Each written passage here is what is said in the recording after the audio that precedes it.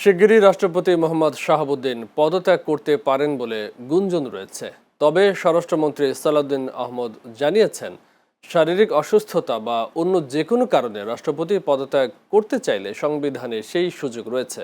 আজ সচিবালয়ে সাংবাদিকদের প্রশ্নের জবাবে তিনি স্পষ্ট করেন, রাষ্ট্রপতি চাইলে নিয়ম অনুযায়ী স্পিকারের কাছে তাঁর পদত্যাগপত্র জমা দিতে পারেন এবং এরপর সংবিধান মেনে পরবর্তী প্রক্রিয়া সম্পন্ন হবে। তবে রাষ্ট্রপতির পদত্যাগের বিষয়ে সরকারের কাছে নির্দিষ্ট কোনো তথ্য নেই উল্লেখ করে স্বরাষ্ট্রমন্ত্রী বলেন, খবরটি আপাতত কেবলই গুঞ্জন। এর বিষয়ে সরকারের কোনো পদক্ষেপ নেয়নি বা কোনো আনুষ্ঠানিক বক্তব্য দেয়নি। বাস্তব পরিস্থিতি তৈরি হলেই কেবল প্রয়োজনীয় পদক্ষেপ ও আলোচনা করা হবে।